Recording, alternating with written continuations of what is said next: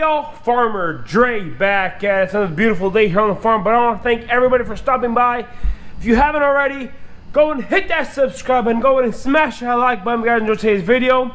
Don't forget to hit that notification icon so you guys can be notified whenever I do upload a video. Today I'm going to show you guys when you guys need to start fertilizing your baby tomato plants. But real quick, as you guys can see up here, I got a new Farmer Dre hat. It's custom made by Adrian, so I'm gonna go ahead and show you guys what he's doing over there real quick. Adrian was quite busy and didn't want me to put the camera in his face, but it's all right.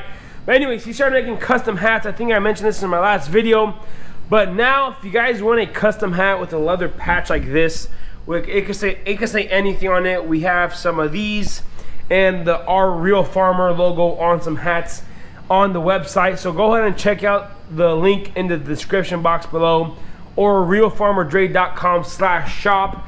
And if you guys want a logo or an icon or whatever or name on the hat, there is a customized leather patch hat you guys can order, and then it'll send you to an email, and then you guys can talk details on the hat. But go ahead and check it out, link in the description box below. But anyways, let's go ahead and start talking about tomatoes. Alrighty, so I am in our utility closet here in the bakery. So the cider room's right there, and the bakery's right there. So this is perfect. This is my germination room, especially during the winter months, just because, I mean, I'm not gonna go ahead and start the wood stove in the greenhouse, get the greenhouse going for 4 flats of tomatoes. And these tomatoes right here, I put them in the 128 cell count trays. So there's 128 per tray here. So this is 380 tomato plants in here, different varieties. So that's why you see 4 trays. Some, you know, like on these right here, the Carolina Gold, but half of the tray, we only need about 60 of them, and I didn't need 128, so that's why, you know, we started different ones. But as you guys saw in my last video, we did get 97% germination on those big Dinas, so I'm very stoked about that, very happy. But whenever you are growing tomatoes, and one thing that I preach a lot is fertilizer and giving the plants enough food to go ahead and grow out and mature. So that's what I'm gonna go ahead and explain to you guys with today, and what I have been doing and what I have been doing in the past. So I went ahead and started these tomato seeds. So I planted the seeds, I sowed the seeds December 24th, so about 2.5 weeks ago. And with these new grow lights I'm trying out, and the new fertilizer program I'm trying out for this year, this right here is 2.5 weeks of growth. So look at that, amazing plants. They got a really healthy root system. I'm gonna try to pull one out here, see if it's not too bad. Yeah, 2.5 weeks from transplant, from direct seeding to now really healthy root system, and real dark green leaves on some of them. On these right here, these ones are showing a little bit of nitrogen deficiency just because of the leaves right there. So I'm gonna go ahead and explain what I've been doing. But overall, these tomato plants are looking real nice, real great, growing very healthy, very vigorously. So just look at that. Beautiful, beautiful, beautiful, beautiful, beautiful. Generally, tomato seedlings or transplants, they are very sensitive, very sensitive to fertilizer. And in years past, you know, I didn't really use any fertilizers in the 128 cell count trays, just because I was scared that if I were to add any source of fertilizer, then the plants would have too much nitrogen or something like that, and then they'll go ahead and die off or have other issues down the road. But with these, you know, I use just a generic potting mix with no fertilizer in it. And you know, whenever the cotyledons first start coming them out, they had enough nutrients in that seed to go ahead and grow out the cotyledons. And whenever the first true leaves are growing, then they start pulling tiny bits of nutrients from that potting mix, and the potting soil start growing out the plant. But now that the plants are getting a little bigger, you know, you got to inspect through them and look through them if they show any signs of deficiencies or any signs like that.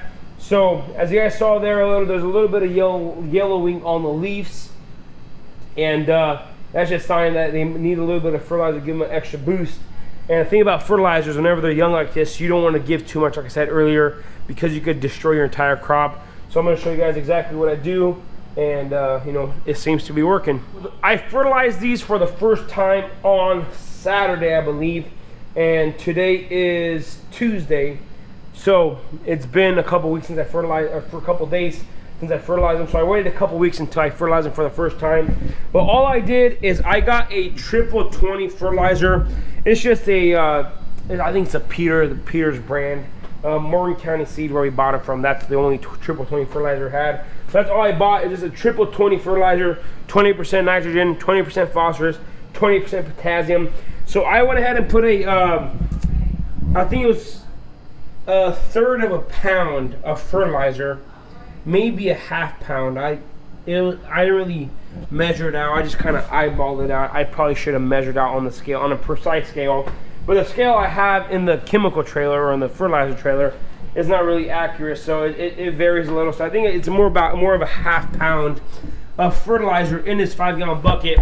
I went ahead and filled it all the way full of 5 gallons of 5 gallons of water there, stirred it up nicely, and the only thing I do, I grab a small squeeze bottle here, fill it up full of fertilizer, and then I just hit them through there on the root section. And if I do get any on the actual foliage of the plants, I get this spray bottle here and spray off the plants with clean water. This is just regular clean water. And you know, if you do have a really, since this is a synthetic fertilizer, it has a lot of salts in it, and if you put too many concentrated salts on these very tender plants, you go ahead and, you know, it'll eat through these very tender plants. And that's one thing, you need the foliage to grow out a fully mature tomato plant. So that's what I do. Like I said, a half gallon of fertilizer in a 5-gallon bucket diluted. I mean, it's not really that strong of a fertilizer to begin with in that bucket there. And all I do is just, you know, hit the root system once a week. And look at them. I mean, this is a 2.5-week old tomato plant here. So I'm gonna go ahead and pull another one out here for you guys. These are the red deuce right here. Look at that, 2.5 weeks old. Can't beat it. I mean, look at that. Absolutely beautiful. This is ready to be transplanted maybe in a couple more weeks into a bigger pot. So look how, you know, cotyledons are just a tad bit high, but look at that. Beautiful 2.5 week old plant, growing nicely. So that's what plenty of water, plenty of fertilizer does to these plants. And I come through and water them with clean water every other day, but then I use that fertilizer once a week. And you know, they just grow nicely. So they're just beautiful. They're very sturdy, they're very strong plants, and you know, it's been working. So that's how I fertilize our baby seedlings. And then whenever we get into the greenhouse, I just connect the fertilizer to the dosatron, to the fertilizer injector. So then every single time I water, they get a light dosage of fertilizer. But that's when the plants are a little older and can take a little more fertilizer. But like I said, you do not want to over fertilize, just because that fertilizer can actually burn your plants. And then, you know, you have other problems down the road because you over intoxicated the plants with fertilizer, and then they'll be stunted and they won't grow. But like I said, you know, don't overcomplicate it. Just keep it straightforward. And 95% of the time, I mean, not 95, about 50% of the time, you don't even have to fertilize until they get into a bigger pot. But, you know, as you see some deficiency or anything like that inside the leaves, then you might question and see, hey, what's going on? Do I need to do this? Do I need to, what do I do?